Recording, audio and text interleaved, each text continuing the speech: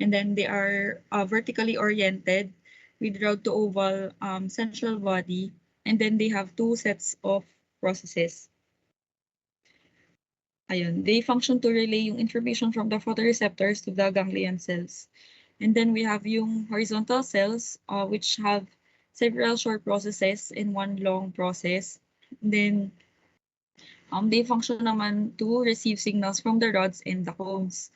And then yung amacrine cells, they have numerous dendrites which make connections with the polypolar and optic tract neurons in the IPL.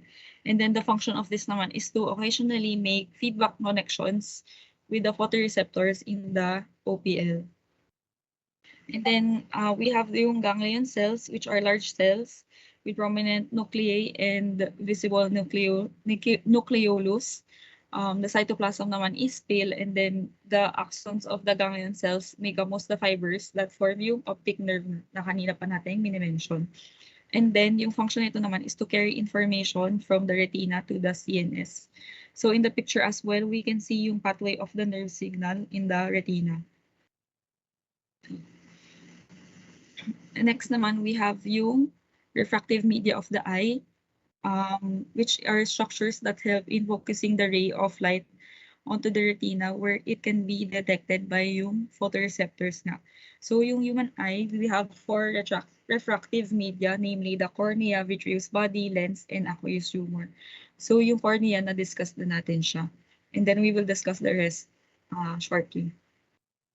So next, we have first yung aqueous humor, which is a clear watery fluid, somewhat similar daw in composition to dun sa cerebrospinal fluid or CSF. It is hypotonic with respect to the plasma. So this watery fluid daw, it flows from the into the anterior and posterior chambers of the eye between the cornea and the lens. So mainly in the anterior compartment. And then it is the product of ciliary epithelium of the ciliary processes in the eye. So yung balance rate of secretion daw and the absorption of yung aqueous humor, it will allow dun yung maintenance ng constant intraocular pressure of about 15 mmHg to stabilize the lens and the cornea. And then yung flow din ng aqueous humor daw will also provide yung continuous exchange of metabolites with the cells ng vascular cornea and the lens. So yung flow of the aqueous humor, it is from secreted nga ng ciliary processes and then into the posterior chamber of the anterior cavity, and then it flows into the anterior chamber to the pupil. And then after that, it will drain into the scleral venous sinus or the canal of Schlemm. Next, we have yung vitreous body. Yung vitreous body naman is lies behind the lens naman and its zonular fibers. So this vitreous body, it contains large gelatinous mass of transparent connective tissue nga called the vitreous humor or vitreous body. Yung posterior vitreous chamber, it's surrounded by the retina and lies behind the lens and its zonular fibers. Ayun. And then it transmits incoming light and contributes to the intraocular pressure and shape of the eyeball naman. And then it also holds the retina in its place against dun sa pigmented layer ng eyeball. And then next, we have the lens. It is transparent by convex structure nga suspended immediately behind ng iris. And then it's derived from the invagination of the embryonic surface ng ectoderm specifically. Wala. Opo. Mali yata yung nakasulat. Ay, parang na-copy po yata yung sa Sa I'll change na. aqueous humor. Oh. Opo. Sorry po, Doc. And then, ayun nga. So the lens is avascular and highly elastic. And then it has a property that normally decreases with age. It is held in place nga by the zonular fibers na na-discuss din kanina. And then, together with the ciliary muscles, it allows yung process of visual accommodation while permitting focusing on near and far objects by changing the curvature of the lens. Ayan. So in the picture, we can see yung SL being the suspensory ligaments. Ay.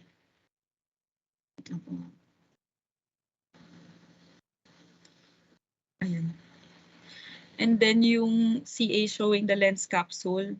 This one, the thin layer there. And then the E showing the simple cuboidal subscapular, sorry, subcapsular epithelium. And then yung LF showing the lens fibers. So this picture is as well is from Gardner. Next, we have the accessory structures of the eye. Sorry. So first, we have yung conjunctiva. Ayan. Ito po yung thin transparent mucus covering yung exposed anterior portion ng sclera.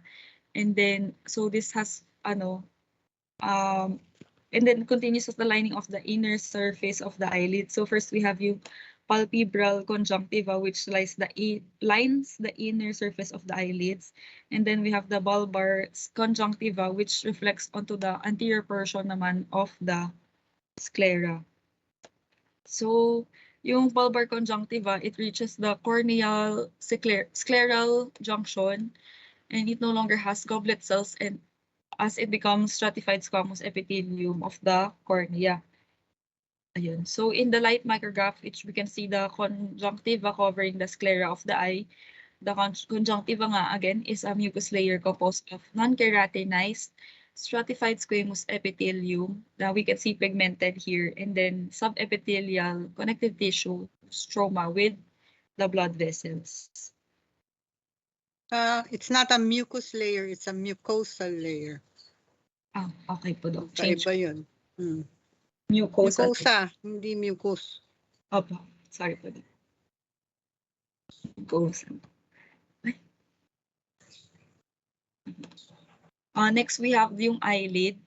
It's a pliable protective structure na consisting of the skin, muscle, and conjunctiva. So first, yung skin is keratinized stratified squamous epithelium. And then it seals over yung anterior surface ng eye.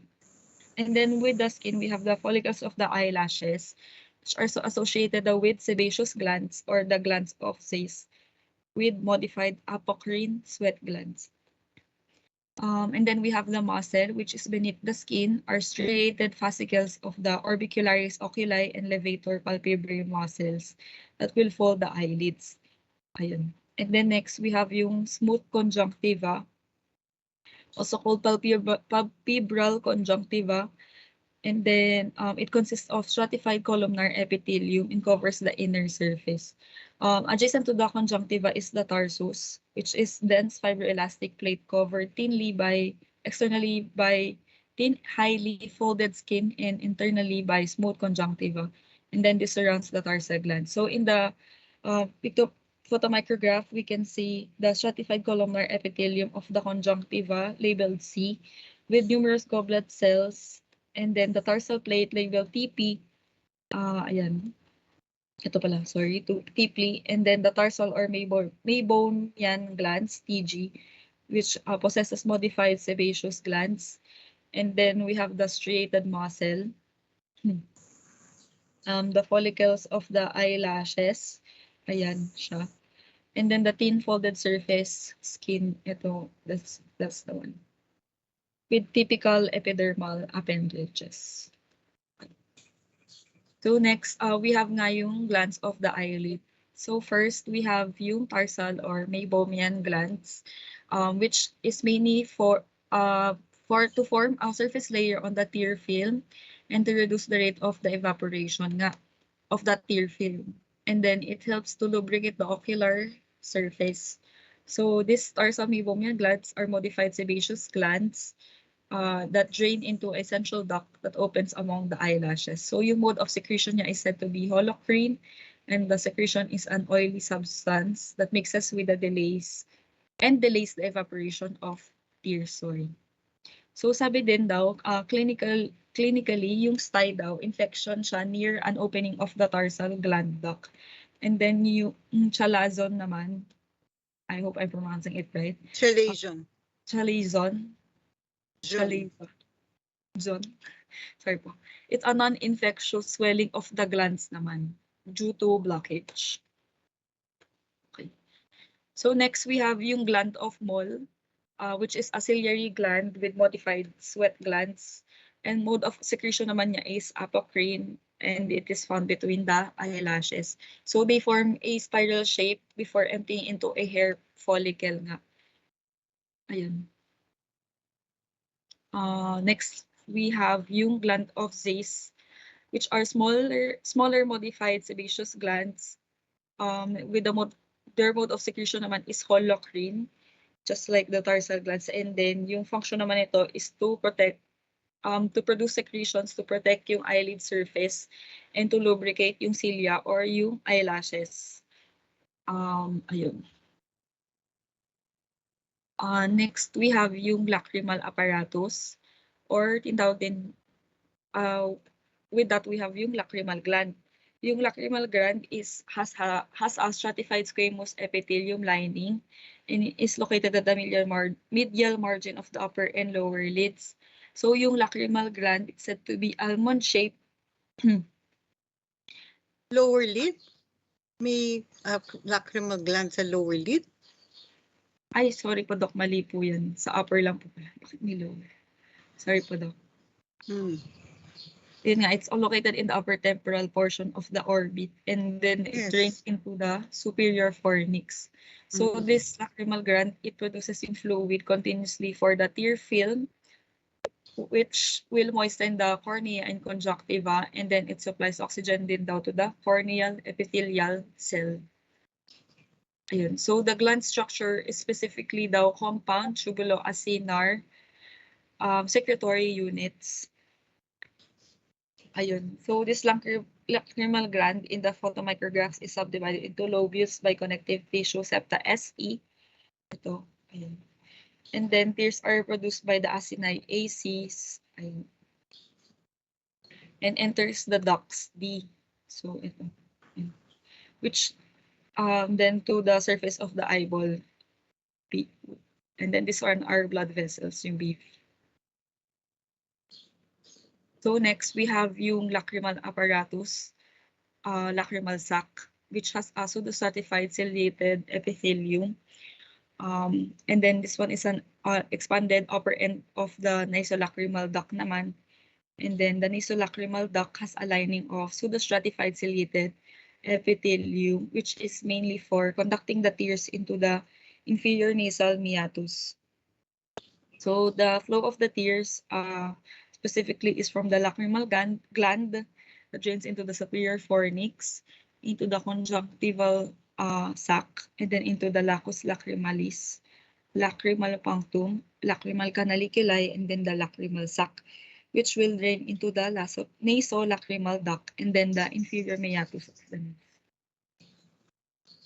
Ayun.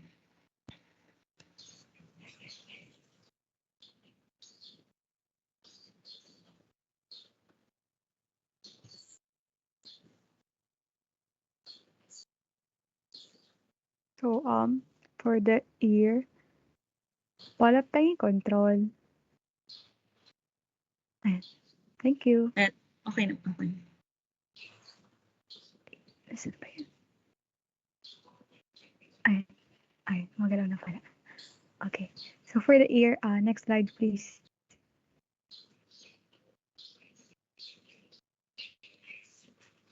Thank you. So the ear node, so just the generality. So quick recap. So very fresh from our third shifting topic in general anatomy. So you have the ear, which is our vestibulocochlear apparatus. So it is a sensory organ that functions in about maintenance of our equilibrium, so yung balance, and at the same time, of course, yung hearing. So structurally, it can be divided into 3 parts. So you have the external ear, the middle ear, and the inner ear. So from the outer region, you have the external ear, consisting of your auricle. Then the sound waves will travel through the external auditory meatus, then hitting the tympanic membrane. Then you have now your middle ear naman, which contains some significant structures, which will be discussed later. And then after being transmitted specifically through the ossicles, di ba? Pag sa tama nung sound waves sa tympanic membrane natin, magkakaroon ng transmission ng vibration sa ossicles papunta dito sa internal ear. So technically, ang function ng outer region primarily with reception, transmission, and amplification ng incoming sound waves. Then pagdating sa internal ear, andito na yung mga sensory receptors natin for which functions in both movement and sound, specifically dun sa membranous part mamaya pag dating natin doon. So next slide please. So just a quick generalities and parang yung diniscuss ko lang din kanina, you have the external ear, the middle ear, and the inner ear, and their specific functions. Daanan lang natin mamaya. So next slide please. And so external ear, so this is the outermost area of our ear, comprising of your auricle, which continues into the this canal, the external auditory meatus. So again, its function is mainly for the reception of sound waves. So it collects sound waves, yung auricle natin, and then magkakaroon ng transmission towards the tympanic membrane via our external auditory meatus. So the auricle is described as a cone-shaped structure made of skin covered elastic cartilage. So later, when we look at the histologic pictures, makikita natin na talagang elastic cartilage siya. Kaya if you touch your ear, pwede mo siyang pingot-pingotin. So in the elastic cartilaginous structure, continue siya up to the 1/3 part lang ng external auditory meatus. Because if you're going to look at the diagram, you will see na yung remaining 2/3, ayan, nawala na yung cartilage, napalitan na siya nung bone natin, particularly yung petrous part ng temporal bone natin. So yung lining ng external ear natin is mainly a keratinized stratified squamous epithelium. And you will also see histologically some hair follicles kasi nga may hair dyan, and some glands, yung sebaceous glands, and some modified apocrine glands which secrete a waxy substance which we call your cerumen, or pag sa layman's term, yun yung mga tinatawag nating tutule. So next slide please. So this is just a section of our pinna stained with aldehyde fuchsin and mesenterichrome. So para mas ma-visualize yung elastic cartilage marked by this box here, yung elastic cartilage. So recall no yung ano ba yung histologic appearance ng elastic cartilage natin. Talagang ano siya, how do you describe it? Parang medyo dirty looking appearance niya pag tignan mo siya in a close-up manner. So again, the external ear, or specifically the auricle, comprised of our elastic cartilage plate, which is described as an irregular and funnel or somehow cone shape, which is bound to the skin.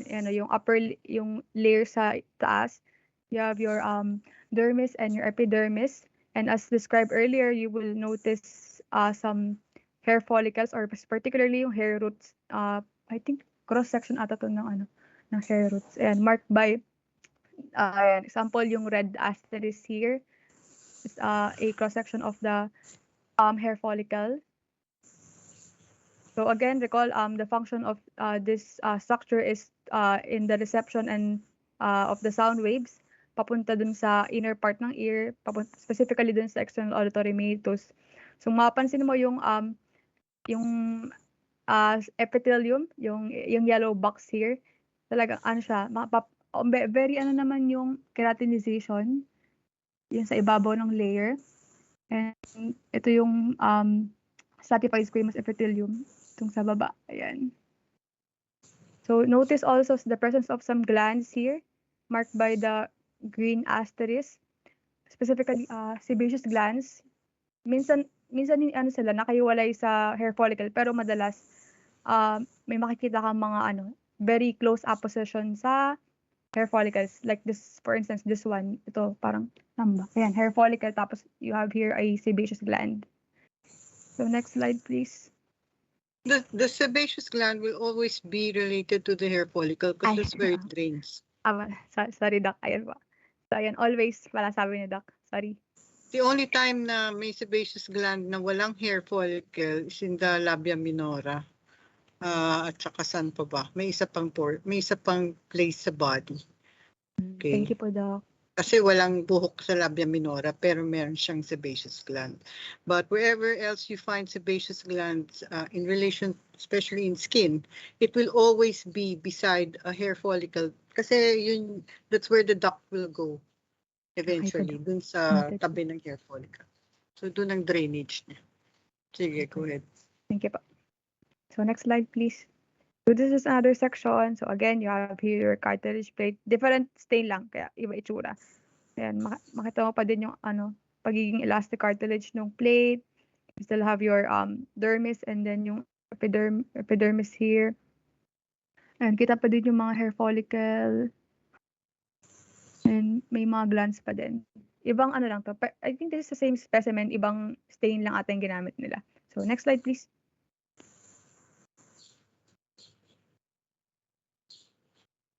So now we have yung continuation ng ear natin papasok here, external auditory meatus.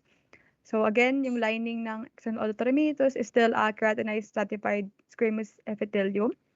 And the notable structures in this section, you have your sebaceous glands marked on the pictograph on the left by SG.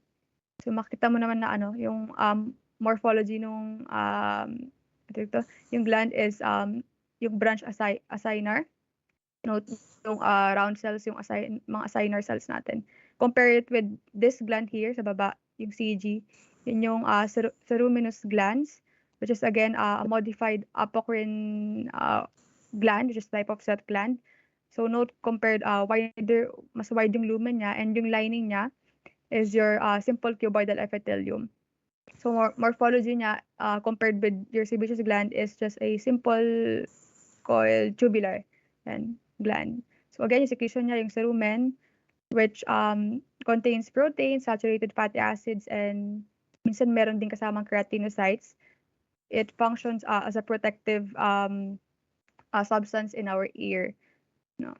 So the same goes with this pictograph on the right. So you still have your sebaceous glands here, your ceruminous glands, mas malaki naman yung lumen, and iba yung morphology. Still have your stratified squamous epithelium here. Ayan. So next slide, please.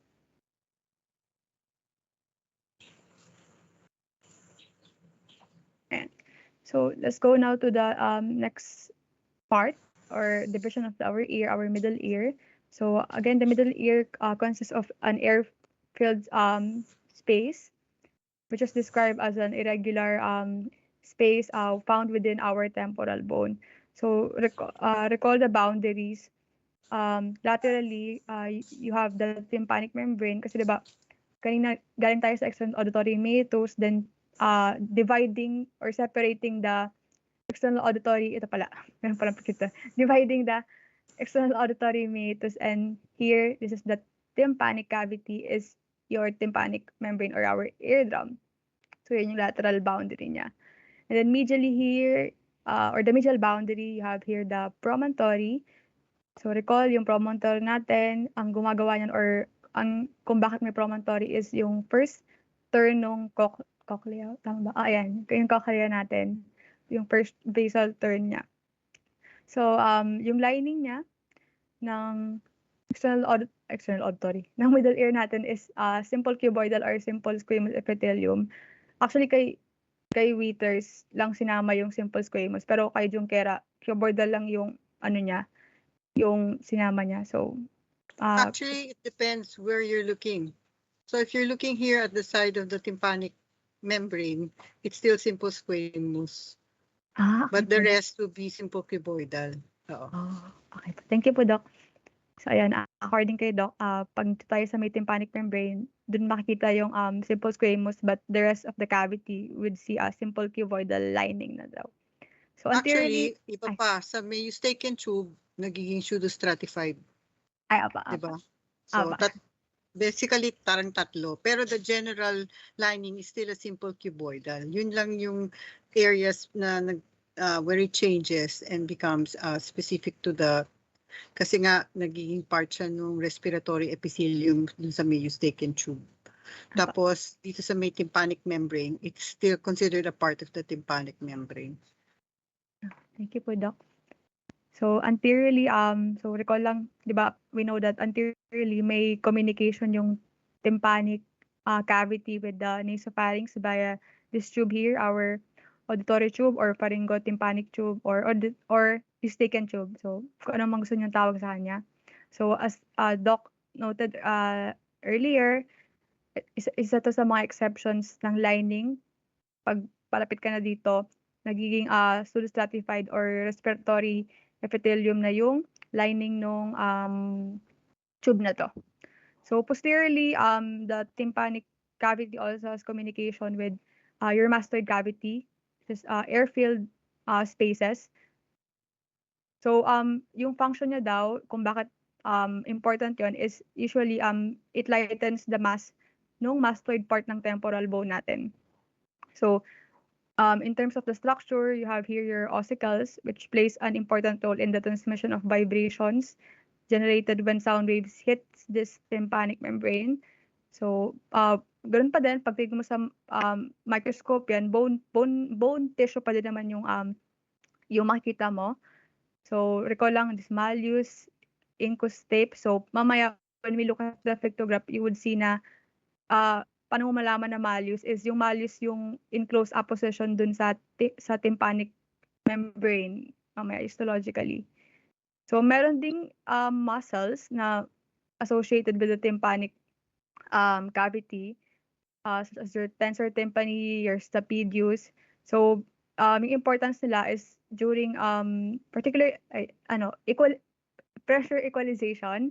Kaya di ba sabi nila pag magte-take off yung airplane, yung mag-yawn or sometimes pinapatune ng chewing gum is because the act of swallowing ba or chewing causes or involves the contraction of this muscle. So, nagkakaroon ng opening nung tube here. So, allowing equalization ng pressure. Ano pa ba? Ayan. Next slide, please. So, ayan. So, this a pictograph of a tympanic membrane.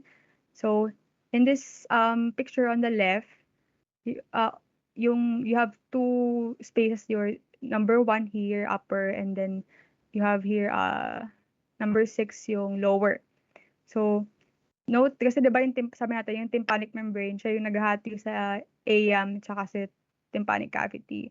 So paano ma-differentiate? Iba yung lining ng side ng tympanic membrane kapag yun yung nakatapat sa external auditory meatus, and iba rin kapag nasa side ka na nung tympanic cavity. So, here in number 1, pansin mo ano siya, keratinized or stratified squamous pa yung lining niya. Although, medyo hindi ganun kaano rito. And then, on the other side, on number 6, you will see na simple cuboidal pa yung ano niya. Simple cuboidal na pala, rather, yung lining niya. But in between these two layers, you still have an intermediate layer. So basically, parang tatlo. Then yung middle layer, meron pa siyang division, which is an outer. So this part here, probably outer radiate collagenous layer. So radiate kasi raw, radially arranged yung fibers here. Then you have an inner, how do you describe it? Inner circular or parang circumferential yung pagkaka-describe sa kanya. Kasi nga, ayan, pabilog yun naman yung arrangement ng fibers. So, ayan. So, ganun lang din in this pictograph, medyo, ito lang, low power style. So, itong side na to, simple cuboidal. Yung side na to, yung keratinized epithelium natin. And then in between, although hindi mo masyadong makita. Itong structure na to, this is actually your malleus. One of the ossicles natin. So makita mo siya yung auditory ossicle natin na in close opposition sa tympanic membrane. Kasi remember, siya yung dahilan kung bakit pag sinilip mo yung tympanic membrane, meron kang ambo ba yun? Yung ambo ba yun? Ambo. Ayun. So, next slide, please. Hold on, Denise. Hello. Okay. Just to make some clarifications. The tympanic membrane is still a part of the external ear, not a part of the middle ear. Okay, you're right. It separates the external auditory meatus from the tympanic cavity, but it's considered a part it's considered part of the external ear. Okay, tapos itong lining na 5, yun yung sinasabi kong simple squamous. So, it's not simple cuboidal. Tingnan mo naman, so flat. Okay, so you're right. Again, if it's facing the external auditory meatus, it will be a very thin but stratified squamous na keratinized. So para siya yung lining ng external auditory meatus, except wala siyang mga appendages, wala siyang hair follicles, ganyan. Then you see these layers here, and then you're facing the tympanic cavity when it becomes a simple squamous epithelium. Okay? Thank you po, Doc. So next slide, please. So this is just again a sample pictograph lang nung tympanic membrane natin. So just to clarify, yung inner or yung inner part or yung part ng tympanic membrane natin again na nakatapat dun sa tympanic cavity, simple squamous pa din, flattened pa din yung pa din yung lining, just to clarify. Then compared with dun sa labas, ayan, stratified squamous epithelium kasi nga nandun pa siya nakatapat sa external auditory meatus. Then in between you have here yung radiate collagenous fibrous layer, and then you have yung circumferential or the circular collagenous fibrous layer. Next slide, please.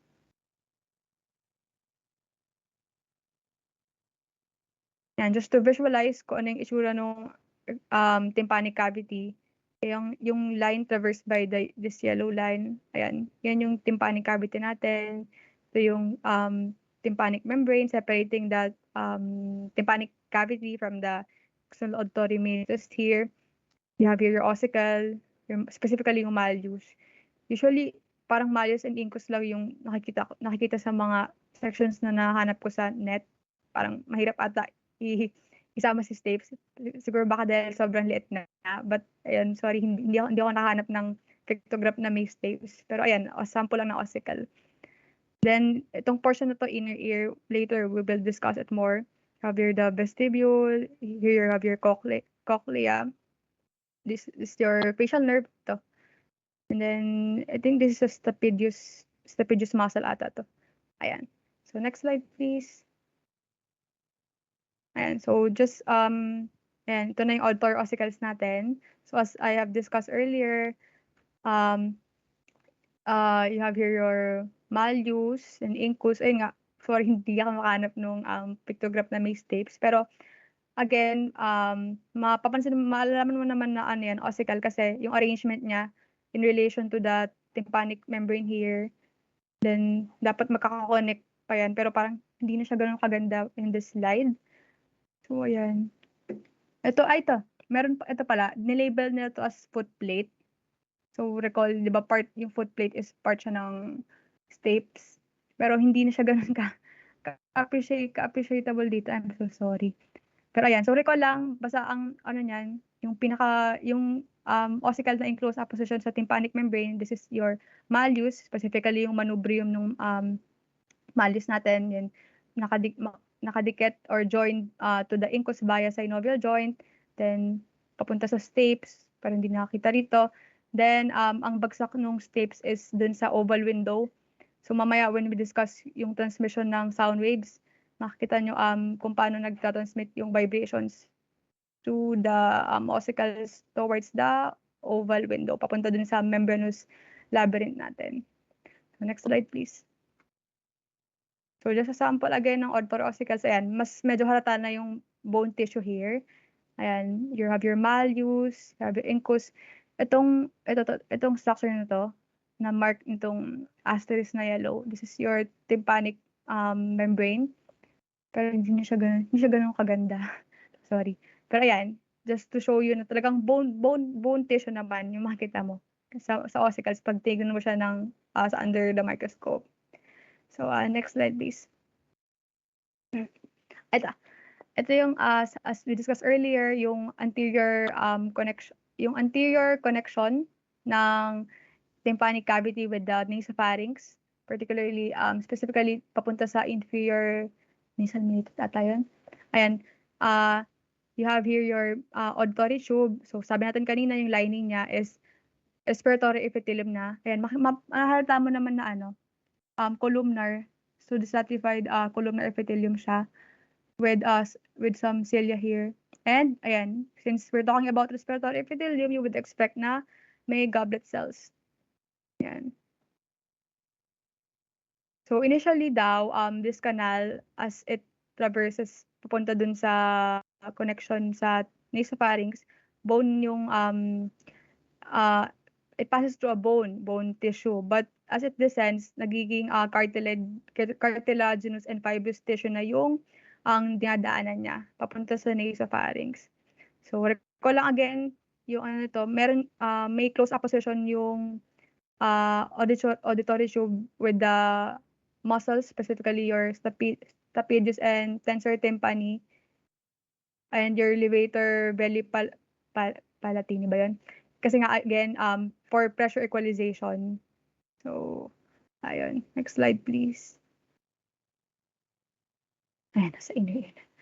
So, for the inner ear, so this part of our ear is found within the temporal bone. So it forms a set of interconnected spaces, which is your bony labyrinth, which in turn houses naman your a series of tubes and chambers, which is naman your membranous labyrinth. So just to orient, yung bony labyrinth contains your membranous labyrinth.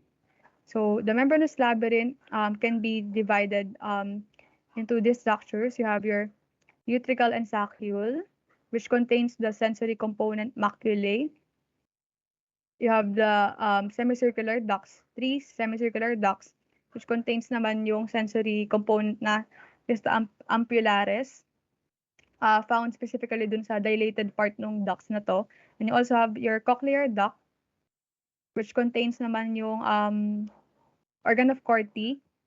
So this is the organ for hearing specifically. Then note lang na the membranous labyrinth contains endolymph compared with the bony labyrinth, which contains your perilymph. So for the bony labyrinth naman, so you have here your vestibule. So within the vestibule, you will find your utricle and saccule. You also have the semicircular canal. Within the semicircular canals, you will find semicircular ducts, respectively, kasi diba tatlo yan, may anterior, may posterior, may lateral ata yung, ayan, may basta tatlo. So specifically, tigi-tig-isa sila. So you also have your cochlea, which contains naman your cochlear duct.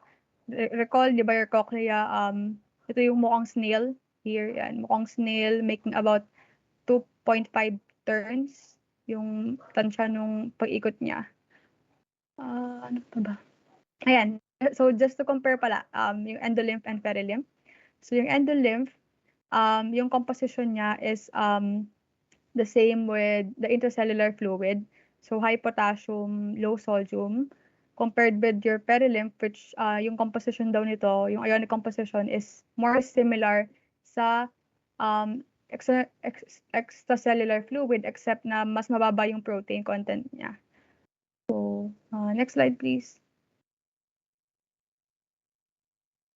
And so, sabi natin kanina yung utricle and saccule. So, ang important dito is yung maculae na meron sila. So, yung maculae, sabi natin, this is the sensory receptor found within these structures. So the utricle and saccule are actually interconnected membranous structure, which consists of a thin connective tissue sheet lined by a simple squamous epithelium. And then your macula, found within the walls of your utricle and saccule, consists of small areas of columnar neuroepithelial cells, which are innervated by branches of the vestibular nerve. So histologically, actually, the utricle and saccule, or the macula rather, of your utricle and saccule are the same. So histologically, similar siya. It's just that yung orientation niya mamaya sa slide, mapansin mo yung macula ng utricle lies perpendicular. So, nyari, ito yung utricle, parang ito yung saccule. So perpendicular yung arrangement ng macula nila respectively to each other. So each macula contains your hair cells, which each surrounded by supporting cells. So ito yung hair cells natin. This one, yung mga purple.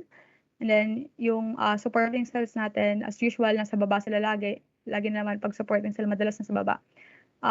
Sila sa baba, which meron ding synaptic connections since sabi natin sensory may sensory function yung maculae or macula. So you have here your synaptic connections. So these structures are dubbed as mechanoelectrical transducers because our hair cells convert yung mechanical energy because during movement. So this structure here yung tawag dito. Yung otoliths, yan. Magmo-move yung hair cells natin against them. Specifically yung structure taas, yung kinecilium, your stereocilia, and your set of stereocilia, causing magkakaroon ng transduction of mechanical energy to electrical energy. So triggering an action potential that will travel through the synaptic connections sa baba. Ayan. So for the hair cells, so isang hair cell, so this picture here, just look at this picture here. So isang hair cells, meron kang isang outlier here. This is your kinecilium. Basically, siya yung pinakamatangkad sa picture na to. Mas mahaba yung tip niya compared with the stereocilia here na mas madami. Kumbaga yung kinecilium mo isa lang. So isang hair cell, isang kinecilium lang. Then you have a set of stereocilia which are arranged by height. Para lang silang nasa flag ceremony. Yung pinakamatangkad, mas pinakamalapit kay kinecilium. So, usually nakabundle siya ng about 30 to 50 na stereocilia per hair cell. So, ayun. Ano pa ba? Ay, ito pala. Ito to. Itong structure sa taas. This is your otoliths nga sa nabanggit ko kanina. So, this bluish structure here covers your kinecilium and stereocilium. This is consists of gelatinous proteoglycan material. And then yung outer region niya, meron pa dyang calcium carbonate crystals referred to as your otoliths. So basically this yung proteoglycan material, otolithic membrane yung tawag. Then yung crystals, yung calcium carbonate crystals sa itaas niya, that's your otoliths. So next slide please. And compare natin yung type 1 and type 2 in this picture here on the right. So type 1, if you're going to look at it, specifically dun sa differentiate mo yung synaptic connection niya sa baba. Yung type 1, rounded yung end, yan, pabilog. And then if you're going to look at yung pag-connect nitong synaptic connection na to, it covers yung whole part ng basal part ng hair cells natin. So, completely covered compared with type 2 here, which is yung basal part more cylindrical compared with the rounded one here. And yung afferent nerves, ano lang siya, button type. Yung typical na button na usually nakikita natin sa mga synaptic connections. So, in summary, the structures in the macula and of the uticle and saccule is involved in regulation or control of the static position and specifically yung linear acceleration, which important to for maintenance ng balance natin. For instance, yung fixation ng eyes natin when our head is moving. Next slide, please. Hold on. It's already 9 o'clock. Ilang pang slides nyo, Denise? Ay, Doc, ano po? Nasa 79 po out of 20 na lang po, Doc. Ayun po. So, get a consensus. Do we finish it or do we stop here? Ian. Sige. Go ahead. Next slide po. Thank you. So this is a histograph ng uticle and sac na diniscuss natin kanina. So this area here, yung marked by the yellow line, this is your uticle. Then this area here, marked by the green arrow, that's your saccule. And then for the maculae itself, itong pinopoint ng yellow arrow here, that's your maculae for your uticle, then your maculae for your saccule. So this one here in the teal arrow, pointed by the teal arrow. So recall din sa natin kanina, perpendicular yung arrangement niya. So to ma-appreciate mo, you have here the maculae nung saccule, tapos paganto yung maculae ng uticle. So perpendicular talaga yung ano nila, orientation against each other. So next slide, please. So this is just another photo micrograph highlighting the vestibule, which contains your uticle and saccule. So you have here the vestibule, ito yung uticle mo, ito yung saccule. Although hindi masyadong appreciate dito yung ano nila, maculae.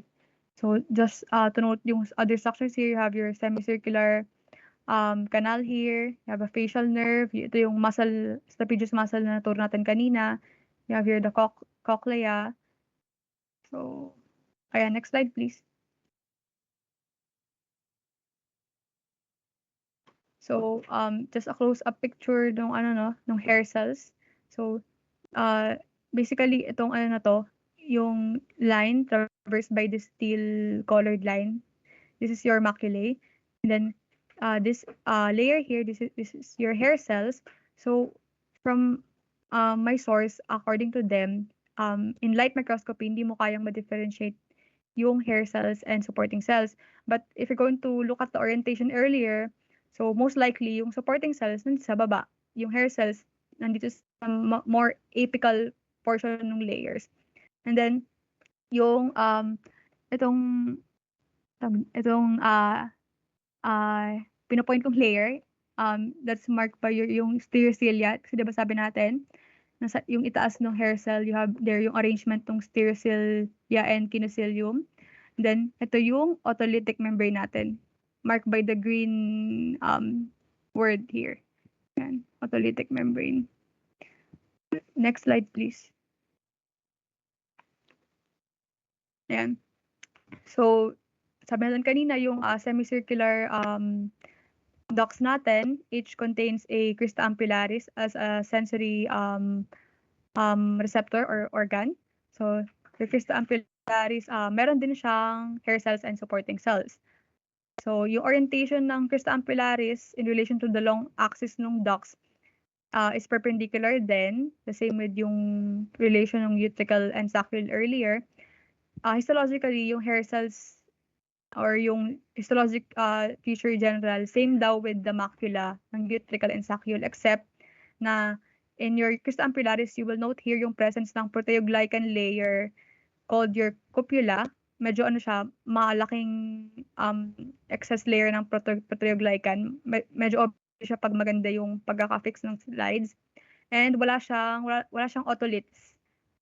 Ayan. Pero may ano, in terms of other structures, same. So, ang pinakaiba lang yung presence ng cupula and wala kang otoliths.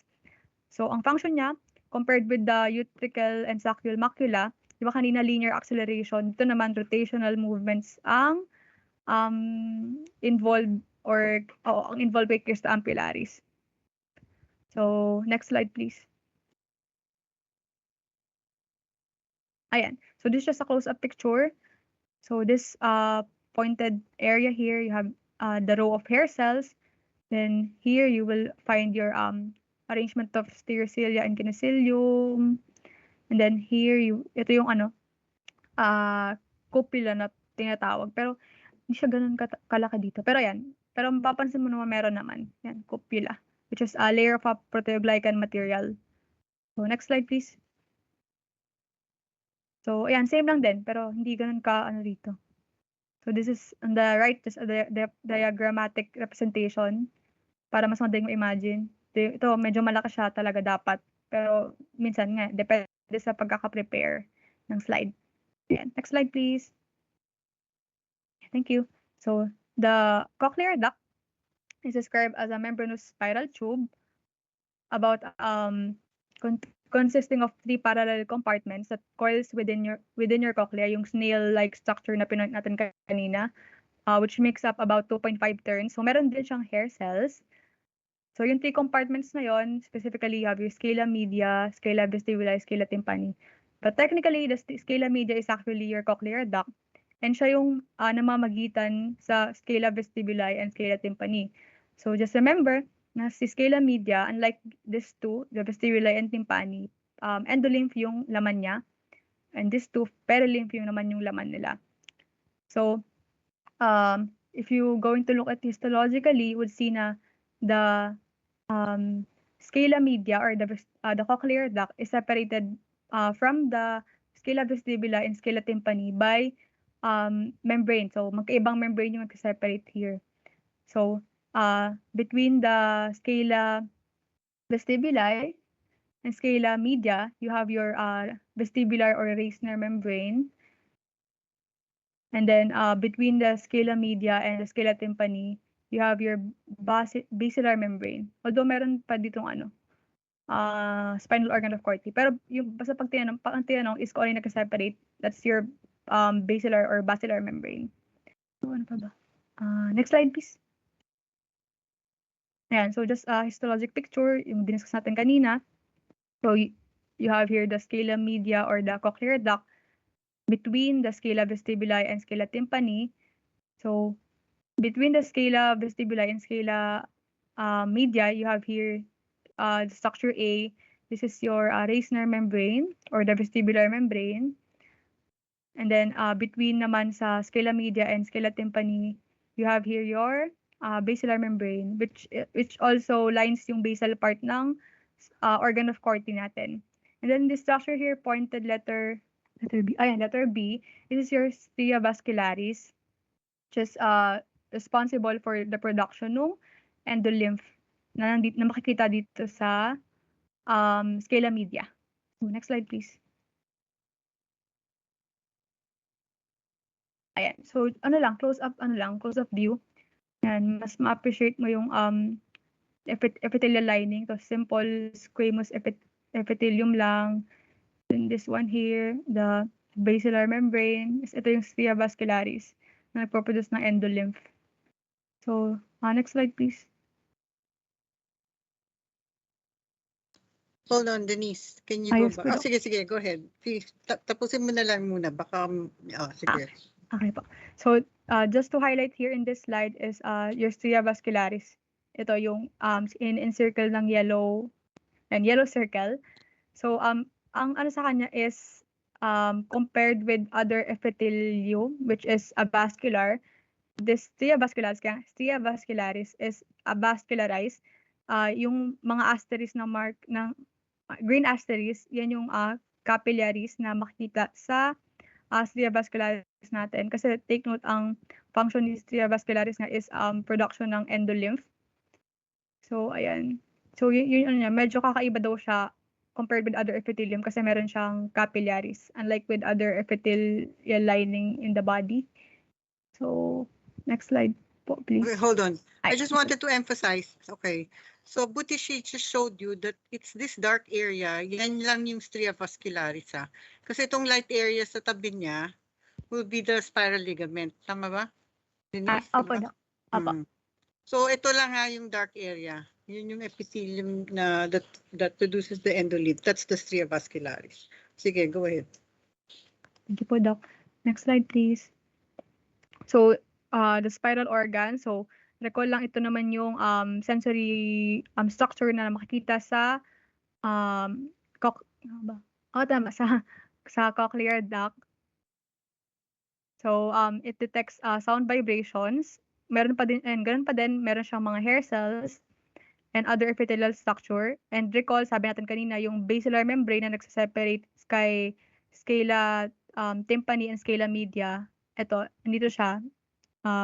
It lines yung basal part ng organ of Corti natin. So, the hair cells of the organ of Corti are arranged in a V-shaped bundles of rigid stereocilium. So, meron din siyang dalawang type ng hair cells. Outer hair cells, which are described as more numerous, numbering about 12,000. And yung arrangement niya occurs in 3 rows. Ayan. For instance, this one, tatlo sila. And usually daw, pag malapit na sa apex ng cochlea, minsan nagiging 5, pero yung standard is rows of 3. So, compared with the inner hair cell, which is a single row lang, ito. Yan. Single row lang and numbers only about 3,500 cells. So, mas short siya, ay single layer siya and mas shorter daw yung stereocilia niya. So, since this organ deals with hearing itself, it also has synaptic connections with afferent and efferent nerve endings. So, although according kay Junquera, yung inner hair cells daw yung mas heavily innervated. So, minuet movements nung stereocilia are detected by the hair cells, which allows them, again, parang the same lang with yung other sensory structures discussed earlier, as mechanoelectrical transducers. The same with yung hair cells na makikita sa macula and cuticle. So, ayan. Next slide, please. So, for the supporting cells, you also have two types, your inner and outer phalangeal cells, this structures here, and your pilar cells, itong mga cells dito. So, basically, yung inner and outer phalangeal cells, they have extended apical process, which, ayan, mapapansin mo talagang hinahag niya yung basal part ng hair cells natin. And ano siya, joined siya. So basically, yung basal part ng hair cells and yung supporting cells are joined together by tight junctions or your zonal occludents. Ano pa ba? So for the pilar cells naman, so it consists naman of stiff and heavy bundles ng keratin. Mapansin mo, it outlines a somehow triangular structure. Mamaya when we go to the pictograph, makita nyo talagang ma-appreciate mo naman yung triangular outline na ginagawa ni pilar cells. So note here, sa taas may makikita ka ring membrane, which a cellular membrane, your tectorial membrane, which envelopes yung stereocilia na nagpa-project here from your hair cells. So may may purpose yan in the transmission or the hearing itself, kung bakit siya naka-hug dun sa stereocilia ng hair cells natin. So next slide, please.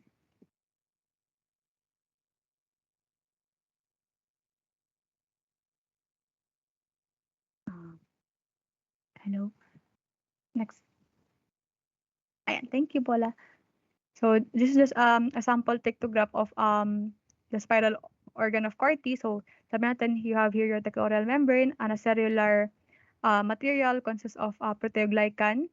Then you have here your hair cells. This one, hair cells, particularly yung outer hair cell, kasi ito yung inner hair cell. Mapansin nyo, mag-isa lang siya compared with this, trio sila. Then, on the basal part, you have your supporting cells, particularly yung inner outer phalangeal cells. Compared here, yung sabi natin kayo na triangular outline na pinoform ng pilar cells natin. Then sa baba, ayun, dyan pa rin si basilar membrane. So next slide, please. Ayan, ito, another pictograph. So ganun ulit. So tectorial membrane, inner hair cell, mag-isa lang, pansin mo naman, compared with the outer hair cell na occurs in 3. And then you have here your pilar cell outlining this triangular area here. Then supporting cell, although hindi, medyo parang nasira na rito. Most likely ito yan, nandyan, yung mga supporting cells natin. And you have the basilar membrane here on the inferior part. So next slide, please. And so just to highlight the spiral ganglion, so this area here, the green area, this is your spiral ganglion. So it's made up of your ganglion cells. So recall yung kapag sabi mong ganglion, basically cell bodies. So very obvious naman yung pagiging nila, ganglion cells, kasi compared with the nearby cells or nearby structures, mas malaki siya. And recall yung itsura niya, yan, very rounded, large, ovoid structure. Ayan. And then here, itong na to, teal circle. That's your spiral limbus, which is a thickened mass of tissue above the spiral lamina. And then ito namang yellow arrow, this is just the osteospiral lamina, kasi nga above the osteospiral lamina, you have your spiral limbus. So ito naman, osteospiral lamina. which is a spicle of bones spiraling towards the modulus. So next slide, please. So just to quickly discuss yung how sound is travels to the ear. So sound waves from the auricle, kokolek ng auricle, transmitted to the AM, punta sa tympanic membrane, then sa tympanic membrane magva-vibrate, then magkakaroon ng mechanical vibration that transmitted through your ossicles hanggang makarating sa stapes, and since the stapes may connection dun sa oval window, so this will now send a traveling wave toward the perilymph of perilymph of the scala vestibuli, then to the scala media via the vestibular membrane, and to the scala tympani via the helicotrema. And then next slide, please.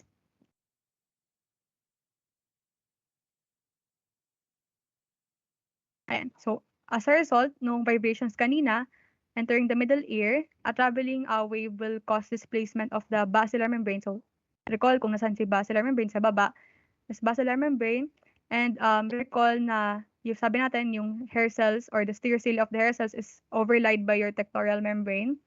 So the vibration will cause the bending of the stereocilia against dun sa tectorial membrane.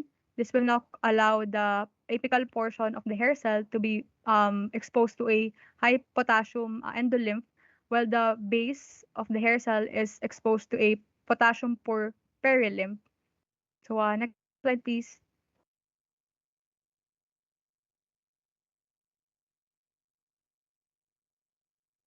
Ayan. So, although medyo fishy na to, pero ano lang, pala natin, saglit lang. So, since sabi natin kanina, di ba, pag na-distend yung or na-push yung stereocilia against dun sa tectorial membrane, so magkakaroon ng movement.